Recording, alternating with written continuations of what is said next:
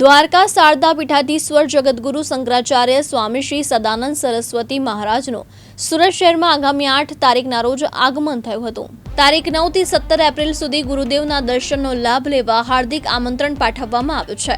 ત્યારે સુરતના અડાજણ પાલ રોડ સ્થિત દેવી વિલા બંગલો ખાતે જગતગુરુ શંકરાચાર્ય મહારાજ 9 દિવસ માટે નવરાત્રી અનુષ્ઠાન, સત્સંગ, પ્રવચન તથા દર્શનાર્થે બહોળી સંખ્યામાં સાધુ સંતો, મહંતો તથા ભક્તો અને વિવિધ સમાજના આગેવાન એમના વચનો અને દર્શનનો લાભ લઈ રહ્યા છે।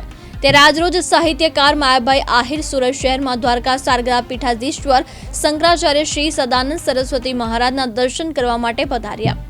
શ્રી શંકરાચાર્ય મહારાજ ચૈત્રી નવરાત્રીના અનુષ્ઠાન અર્થે સુરતના પાલ મુકામે આવેલા સુરત આહિર સમાજના આગેવાન તેમજ અગ્રણી બિલ્ડર એવા વરજાંગભાઈ રાણાભાઈ જીલરિયાના નિવાસ સ્થાને પધારી એમનો વધુમાં વધુ યજમાનશ્રીના નિવાસ સ્થાને જગતગુરુ શંકરાચાર્ય મહારાજ 9 દિવસ માટે નવરાત્રી અનુષ્ઠાન, સત્સંગ, પ્રવચન તથા દર્શનાર્થે પધારશે।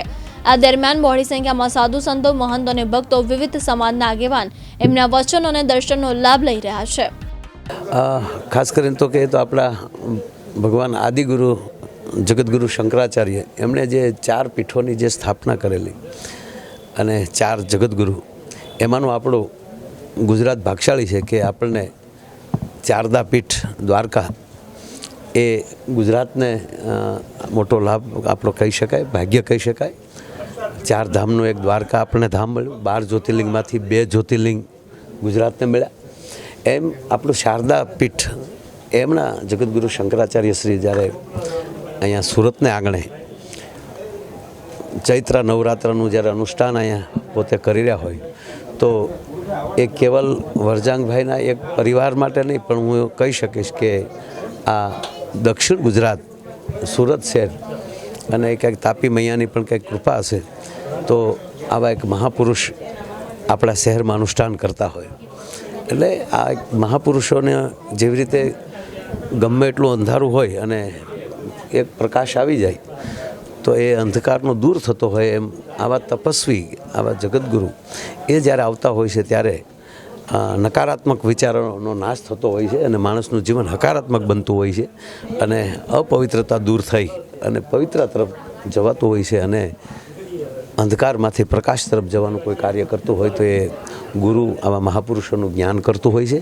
અને આ ભારત વર્ષની આ આપણી સંપદા છે। કોઈ બીજા દેશમાં કે બીજા કોઈ ધર્મના આવા બંધારણ નથી હોતા।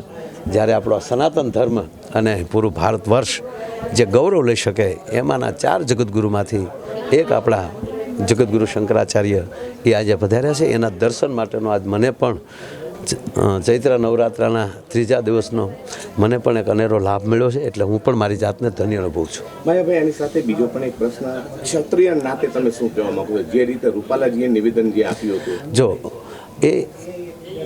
એના માટે કોઈ ચર્ચા કરવી, બોલનાર કોણ છે ને સાંભળનાર કોણ છે એના પર બહુ આધાર હોય છે। એટલે એ કોઈ આજના દિવસનો કે હું એ વિષયનો માણસ પણ નથી। તમને મારા લગતું જે કાંઈ પૂછવું હોય એ તમે મને પૂછી શકો છો। કાનામેર, દિવ્યાંગ ન્યૂઝ, સુરત।